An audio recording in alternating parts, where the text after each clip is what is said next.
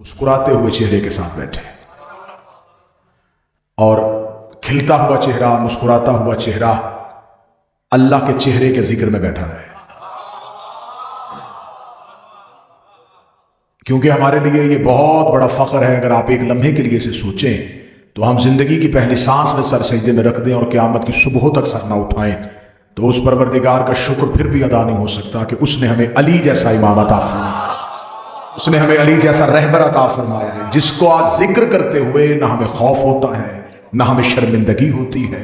हम बबांगे दोहल अपने रहबर का तज़किरा कर सकते हैं, हम मौला अली की बात चौक चौराहे पे कर सकते हैं, हम मिंबर पे कर सकते हैं, हमारी पेशानी पे शिकन नहीं आ सकता, हम किसी के सामने अपने मौला की बात करते हुए शर्मिंदा नहीं हो सकते, क्योंकि मौला ने जिंदगी में हमें शर्मिंदा करवाया ही नहीं। ये अली ही था जिसने न मैदान जंग को कभी छोड़ा है, न अल्लाह के घर के मेहराब को कभी छोड़ा है। ये अमीरुल मोमिनीन ही थे जिसका सर कभी अल्लाह के सिवा किसी गैर के आगे झुका ही नहीं था।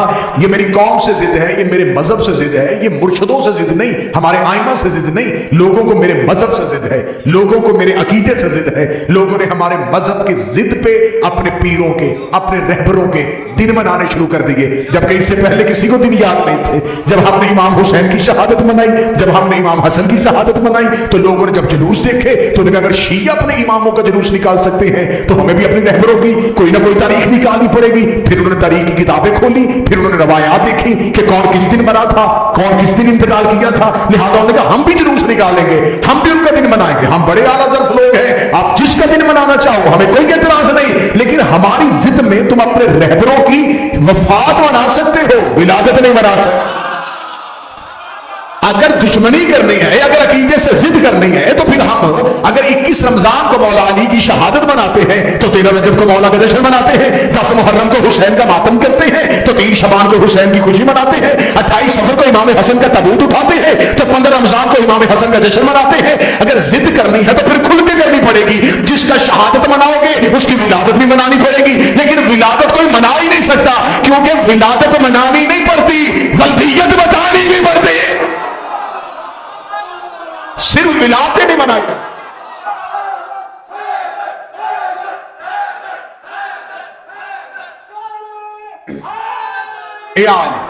सिर्फ विलादत नहीं मनाई जाएगी, फिर वल्दियत बताई जाएगी, फिर जाए विलादत बताई जाएगी, फिर मकाम विलादत बताया जाएगा, कौन कहां किसके घर में पैदा हुआ। भाई अगर किसी ने अपना शनाख्ती कार्ड बनवाना हो तो नाम, वल्दियत, आरजी पता, मुस्तकिल पता। आओ 13 रजब की रात है, हम अपने मौला का जश्न मना रहे हैं, नाम अली, वल्दियत अबू तालिब। चले मैं लफ्ज तब्दील करता हूं, मैं अगर अपने इमाम का नाम और पता बताऊं तो हमें बताने में बड़ी आसानी है काशिफ भाई। उसका नाम भी अल्लाह वाला है, घर भी अल्लाह वाला है। हाय हाय हाय, नाम है अली, वल्दियत अबू तालिब, आरजी पता बैतुल्लाह, मुस्तकिल पता अर्शे बरी। लेकिन जब हमारे आइमा ने हमें शर्मिंदा नहीं करवाया तो फिर अपने रहबर का जब जश्न हो तो फिर निखरे निथरे चेहरों के साथ, मुस्कुराते हुए चेहरों के साथ, उजले हुए चेहरों के साथ, ताकि तुम्हारा मुस्कुराना भी इबादत में लिखा जा सके, तुम्हारे चेहरे की खुशी भी इबादत में लिखे, क्योंकि मलाइका तुम्हें हिसार में लिए हुए हैं। मलाइका जहां नीयतों को देख रहे हैं वहां चेहरों की सलवटें भी देख रहे हैं, किसके चेहरे पे कितनी कितनी खुशी के असरात आते हैं, क्योंकि खुशी दिल से नहीं देखी जाती, दिल में जितनी खुशी हो वो चेहरे पे अया हो जाती है। चेहरा बता देता है कि अंदर गमगीन है या खुश है, और आपने अपने चेहरों को बिल्कुल तरोताजा रखना है। और मेरे मौला का नहजुल बलागा में फरमान है, बोलो ताकि पहचाने जाए। ये अली इब्न अबी तालिब ने कहा था, ये बोलने का सलीका हमारे मौला और हमारे आका ने हमें सुनाया था। तो मैं उस शहंशाह का तज़किरा शुरू करने लगा हूं जिसके बारे में अभी तक लोग इस वहम का शिकार हैं कि इनके लिए लफ्ज़े विलादत कहें, नज़ूल कहें या ज़हूर कहें। विलादत भी लिखा जाता है, ज़हूर भी लिखा जाता है, नज़ूल भी लिखा जाता है, लेकिन मैं पूरी जिम्मेदारी के साथ कह रहा हूं कि ये तीनों लफ्ज जो थे ये छोटे हैं। जो बहुत बड़ी अकीदे की छलांग लगाएगा वो यही कहेगा ना कि नाज़िल हुए थे। नजूल हुआ था इनका। आए पहले कुरान से पूछते हैं कि पैदा हुए थे या नाजल हुए थे। जश्न तो यहीं से शुरू करते हैं ना जी सरकार। आइए पहले कुरान से पूछते हैं कि अली पैदा हुए थे या नाजल हुए थे। खुदावंद मुतआल ने कुरान मजीद में कहा कि हमने कुरान को नाजल किया। लो अंज़लना हाज़ल कुरान, हमने इस कुरान को नाजल किया। दूसरी जगह पे खुदा ने कुरान में कहा कि हमने रसूल को जिक्र बना के नाजल किया। रसूल भी नाजल हुआ, कुरान भी नाजल हुआ। और रसूल और कुरान के नाजल होने पे किसी को कोई शक नहीं। आज तक नहीं झगड़ा हुआ कि कुरान पैदा हुआ था या नाजल हुआ था। आज तक कहीं किसी जगह पे कोई लड़ाई नहीं हुई, किसी जगह पे कोई झगड़ा नहीं हुआ, कहीं दोस्तों में बैठे हुए कहीं बहस नहीं हुई कि भाई इस बात पे बहस करते हैं कि कुरान पैदा होता है या कुरान नाजल होता है। कुरान के नजूल पे किसी को कोई शक नहीं। सबने कहा कि कुरान नाजल हुआ। नाजल कहां हुआ? कल्ब मुस्तफा पे। कुरान ने नस दे दी कि मैंने कुरान को मोहम्मद के दिल पे नाजल किया। और खुदा ने दूसरी जगह कहा कि हमने रसूल को जिक्र बना के नाजल किया।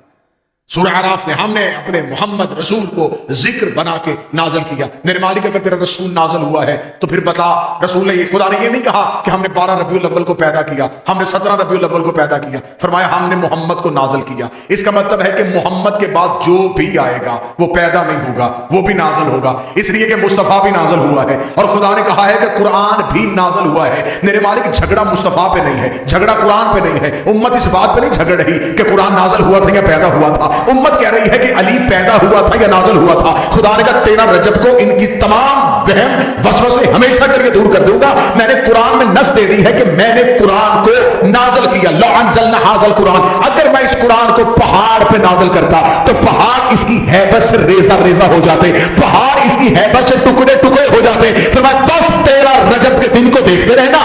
अगर अली की मां काबे में दरवाजे से आए तो समझना अली पैदा हुआ है। अगर दीवार फाड़ के आए तो समझना अली नाज़िल हुआ।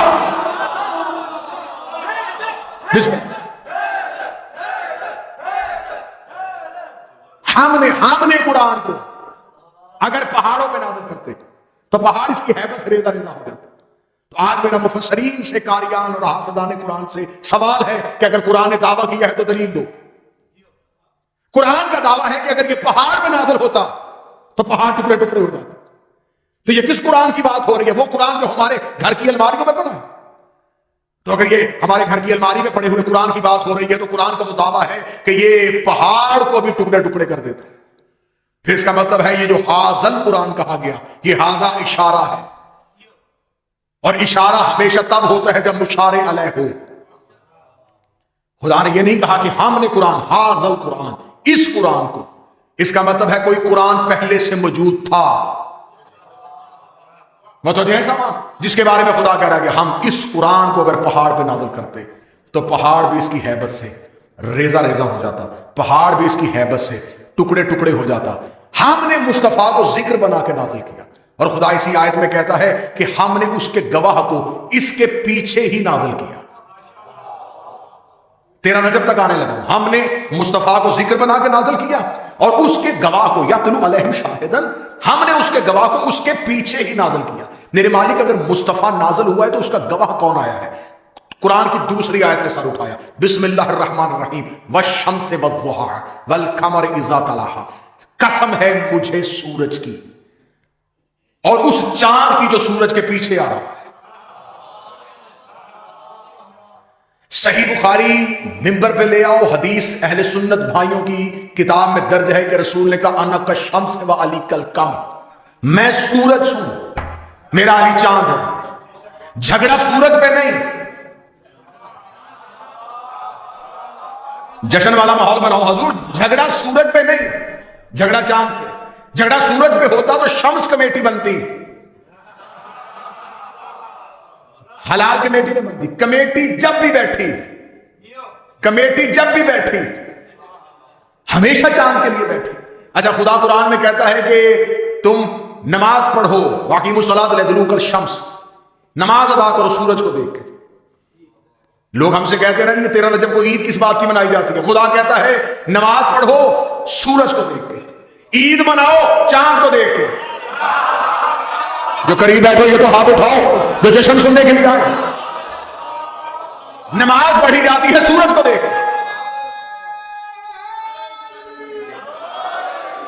نماز پوری تقریب ذہن میں جملہ رکھنا، رسول سورج، علی چاند. قرآن کی آیت بھی پڑھتی ہے، بخاری میں حدیث بھی پڑھتی ہے. کسی مفسر نے لکھا کہ یہاں سورج سے مراد یہ نظام شمسی کا سورج ہے. سب نے لکھا ہے سورج سے مراد رسول ہے. جھگڑا سورج پہ نہیں، جھگڑا چاند پہ ہے.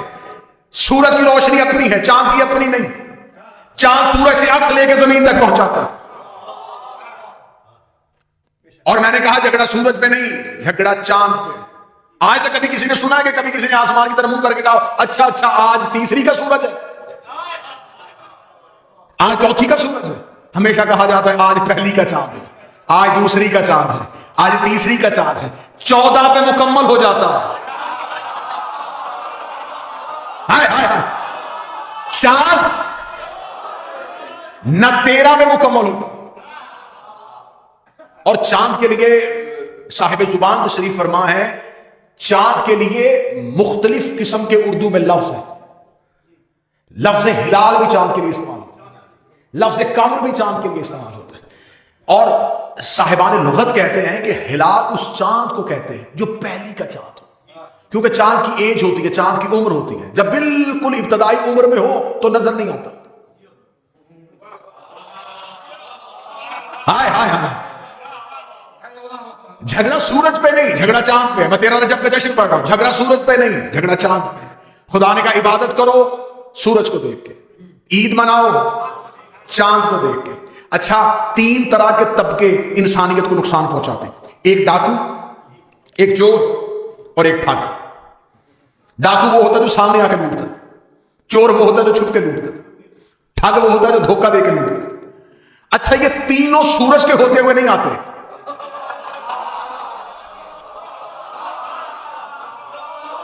اب اس امام بارگاہ میں بھی یہ جشن نہیں سنا جائے گا تو کہاں؟ یہ سورج کے ہوتے ہوئے نہیں آتے. جو ہی چاند آتا ہے ڈاکو بھی آ جاتا ہے، چور بھی آ جاتا ہے، ٹھگ بھی آ جاتا ہے. اس کا مطلب ہے چور چاند کو دیکھ کے آتا ہے،